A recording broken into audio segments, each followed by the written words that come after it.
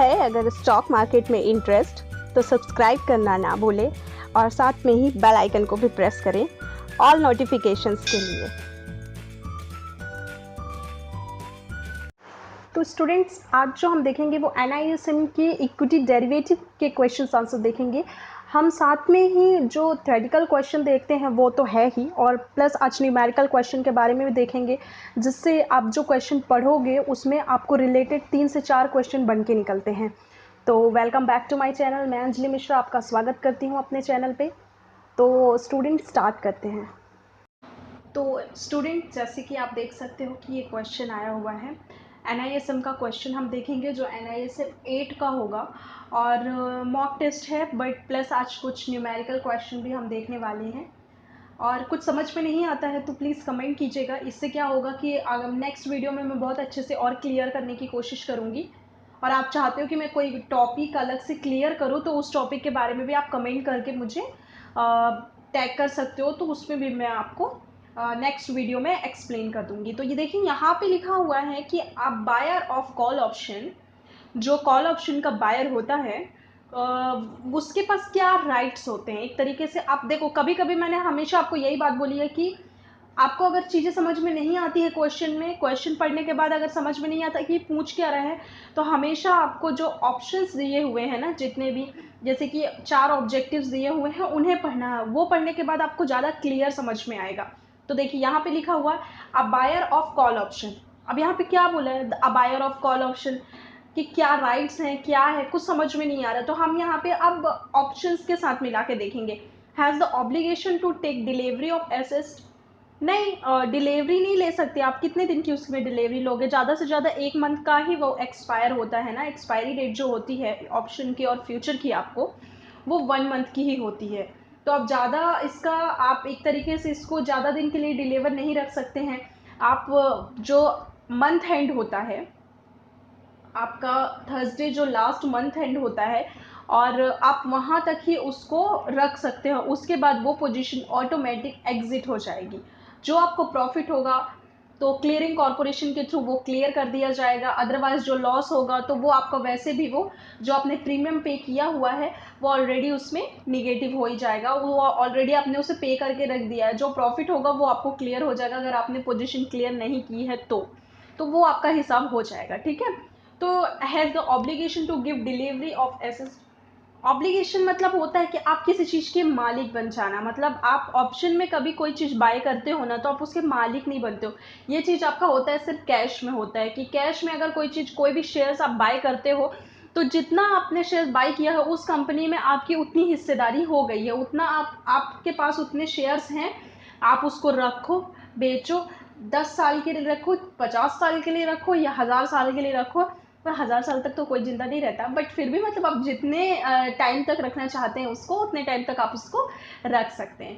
ठीक है। तो यहाँ पे देखिए, थर्ड ऑप्शन है has the right to buy the underlying asset, and fourth option है has the right to sell the underlying asset. जब सेल के बारे में, तो यहाँ पे ये जो ऑप्शन है वो गलत है, बिकॉज ऑफ यहाँ पे लिखा हुआ है क्वेश्चन में a buyer of call option. Already वहाँ पे बायर बोला गया। अगर यहाँ पे लिखा होता a seller of call option तो यहाँ पे होता has the right to sell the underlying asset. But यहाँ पे दिया है a buyer of call option has the right to buy the underlying asset. Underlying asset मतलब होता है कि किसी पर्टिकुलर स्टॉक की बात चल रही है यहाँ पे।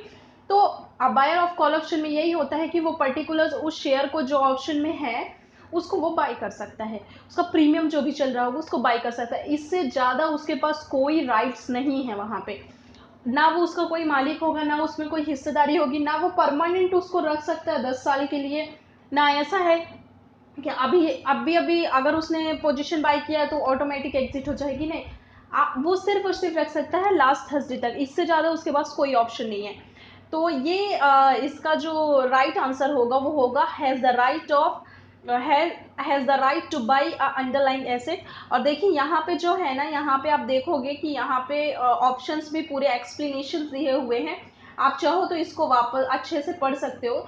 अगर आप एक्सप्लेनेशन आपको समझ में नहीं आता है तो ये देखिए, अगर क्लियर आपको समझ में नहीं आ रहा, बट जो भी मैंने आपको बताया हुआ है वही दिया है। बट इसमें क्या होता है कि टर्म्स ऐसे यूज़ होते हैं, वर्ड्स ऐसे यूज़ होते हैं जो आपको क्लियर शायद समझ में नहीं आएगा। तो आप जो मैंने आपको बताया उस तरीके से आप उसको समझने की कोशिश कीजिए, ठीक है। तो चलिए अब नेक्स्ट क्वेश्चन देखते हैं। ये देखिए एक सेकंड क्वेश्चन आया हुआ है, ये न्यूमेरिकल क्वेश्चन है। यहाँ पे लिखा है mister R wants to sell 17 contracts of January series at the 4550 and Mr. S want to sell 20 contracts of fabric series. देखिए ये दोनों बंदे अलग अलग हैं, इन दोनों को मर्ज नहीं करना है। एक बंदे का नाम जो है वो मिस्टर आर है और एक का नाम है मिस्टर एस। जो मिस्टर आर हैं उनने 17 कॉन्ट्रैक्ट सेल किए हैं, मतलब 17 लॉट सेल किए हैं इनने 17 देखिए यहाँ पे आप कभी भी फ्यूचर में आपके पास कोई क्वेश्चन आता है तो वहाँ पे लिखा होता है कि 5 कॉन्ट्रैक्ट सेल किया है इनने या 2 कॉन्ट्रैक्ट सेल किया है। इट मीन्स होता है कि उनने इतने लॉट सेल किए हुए। यहाँ पे आप ये मत सोच लेना कि 17 महीने के लिए उनने सेल कर दिया, 17 महीने का कॉन्ट्रैक्ट ले लिया है या 17 कॉन्ट्रैक्ट ले लिया है, नहीं। इसका ईजिली ऑप्शन यही होता है कि आप यहाँ पे ये बोलोगे उसको, उसका टर्म ये है कि 17 लॉट उनने सेल किया है। कितने में? 4550 पे, ठीक है। ये नोट डाउन करते जाइए, अभी कैलकुलेटर से पूरा कैलकुलेट करेंगे अपन। यहाँ पे दिया है कि 17 कॉन्ट्रैक्ट उन्होंने सेल किया है 4550 पे एंड जो एस होता है वो 20 कॉन्ट्रैक्ट उन्होंने सेल किए हैं 4500 रुपये में। लॉट साइज उसका है 50 और इनिशियल लॉट साइज दोनों का 50 है, ठीक है। अभी देखो क्वेश्चन में कैसे कंफ्यूज करता है। Mister S want to sell 20 contracts to February series at ₹4500, lot size is 50। यहाँ पे क्या दिया है? Lot size. अभी अपन क्या कंफ्यूज होंगे कि यार एस के बारे में लॉट साइज दिया है और मिस्टर आर का तो कोई लॉट साइज ही नहीं दिया है, तो हम कैसे कैलकुलेट करेंगे ये सारी चीज़ें। तो ये आपको जो कैलकुलेशन करना है ना, लॉट साइज दोनों का सेम है, यहाँ पे कुछ नहीं लिखा है। अगर दोनों का अलग अलग होता तो वहाँ पे वो मेंशन कर देता, ठीक है। The initial margin is fixed at 9%। How much initial margin is required to be collected from both these investor by the broker. तो चलिए इसके पहले कैलकुलेटर ओपन कर लीजिए, फिर देखते हैं अपन। तो स्टूडेंट इस तरीके से कैलकुलेटर आप ओपन कर लीजिए। उसके बाद अपन देखते हैं कि जो मिस्टर आर था उसने 17 कॉन्ट्रैक्ट सेल किए थे, कितने में?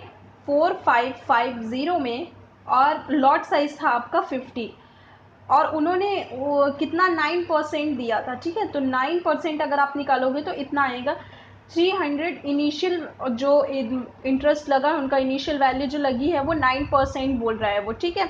तो यहाँ पे दिया है 348075 एंड सेकेंड वन जो है जो मिस्टर एस हैं उनने क्या किया था, उनने ये किया था कि 20 कॉन्ट्रैक्ट्स उनने सेल किए थे। तो 20 कॉन्ट्रैक्ट्स उनने सेल किए थे 4500 में और उनका भी जो लॉट साइज था वो 50 था और उनका भी 9% का इनिशियल मार्जिन था। तो 9% उनने इनिशियल मार्जिन, आप देखिए यहाँ पे दिया हुआ है 40,000, आप देखोगे 4,05,000 दिया हुआ है, ठीक है। अब यहाँ पे क्या करना है कि जो आपका कैलकुलेशन आया हुआ है उसे हमें निकालना है, क्योंकि यहाँ पे ये पर्टिकुलर किसी एक सिंगल का नहीं बोल रहा है। जब आपके क्वेश्चन में ऐसा होता है कि 2 बंदों के बारे में बोला हुआ है लेकिन पूछता कि पर्टिकुलर आप एक आर के बारे में बताओ, मिस्टर आर ने का इनिशियल मार्जिन कितना लगा है या मिस्टर एस का इनिशियल मार्जिन कितना, तो आपको इस तरीके से निकाल के वहाँ पे ऑप्शन में दे देनी है। पर यहाँ पे वो बोथ बोल रहा है और जब ऐसी कोई कंडीशन आती है ना कि वो बोथ ऐसे आपसे बोलता है कि बोथ, तो आपको क्या करना होता है वहाँ पे दोनों को जो दोनों इनके इनिशियल मार्जिन जितना भी इनका पैसा लगा हुआ है उन दोनों को आपको क्या कर देना है? प्लस कर देना है। देखिए इस तरीके से आपको करना है। जो आया था 4,05,000 प्लस आपका जो सेकेंड ऑप्शन था वो था 3,48,075 रुपीज़, ठीक है। तो देखिए यहाँ पे आया है, आपका आंसर क्या आया है? 7,53,075, मतलब 7,53,075 रुपये। तो ये इन दोनों का जो इनिशियल था प्लस बोथ मिला के यहाँ पे कैलकुलेशन करना है और दोनों को मर्ज करके निकालना था। आप देखिए वापस से क्वेश्चन में आते हैं और क्वेश्चन को रीड करते हैं तो आपको ज़्यादा क्लियर समझ में आएगा। देखिए अब यहाँ पे वो आर ने इतना काम किया और एस ने इतना काम किया, उसका फिक्स्ड इनिशियल मार्जिन जो था इतना था, तो इनिशियल मार्जिन की रिक्वायरमेंट कितनी होगी? Collected from both these investor by the broker, ठीक है। तो यहाँ पे आपको क्या करना है? दोनों को प्लस करने के बाद में जो आपका ऑप्शन निकल के आता है वो आता है 7,53,075 रुपये। तो यहाँ पे अगर आप देखोगे कि फर्स्ट ऑप्शन में दिया है 3,48,000 जो कि आपका सिर्फ और सिर्फ आर का था और 4,05,000 जो आपका आया था, यहाँ पे एस का आया था मार्जिन, और यहाँ पे आप देखोगे कि 5,87,000, ये तो ऐसे ही उनने कैलकुलेशन दिया है जिसका कोई मतलब नहीं है। ये दोनों पर्टिकुलर अलग अलग दिए हुए हैं, आप देख सकते हो। अगर वो पर्टिकुलर किसी एक के बारे में पूछता तो पहले की तरह आपको मर्ज नहीं करना है दोनों का, बस प्लस नहीं करना है, सिर्फ आपको क्या करना है, आंसर दे देना है। बट जहाँ पे वो मर्ज करने की या बोथ साइड की बात करता है कि बोथ का कैलकुलेशन कितना होगा, कलेक्टेड कैलकुलेशन कितना होगा, तो आपको वहाँ पे प्लस करना पड़ेगा, ठीक है, चाहे वो सेल की कंडीशन हो या बाई की कंडीशन हो। तो यहाँ पे वो बोल रहा how much initial margin is required to be calculated collected from both these investor by the broker. तो ये इन्वेस्टर क्या ब्रोकर के थ्रू कैलकुलेशन कितना होता है, कितना कलेक्टेड करना है उनको, तो ये होगा उसका आंसर, ठीक है। आई होप सो आपको ये क्वेश्चन तो क्लियर आया होगा, क्योंकि ऐसे आपको बहुत सारे क्वेश्चन पूछेगा मॉक टेस्ट में। मैं आपको इसलिए बता रही हूँ कि आपका कहीं ना कहीं प्रैक्टिस हो जाए, और जब आप एग्जाम देने के लिए जाओगे तो आपको इन तीनों में से किसी तरीके से भी वो पूछ सकता है। तो अभी कोई डाउट आ रहा है तो कमेंट कीजिए, और वीडियो को पूरा देखा कीजिए जिससे आपको फुल इन्फॉर्मेशन मिल सके।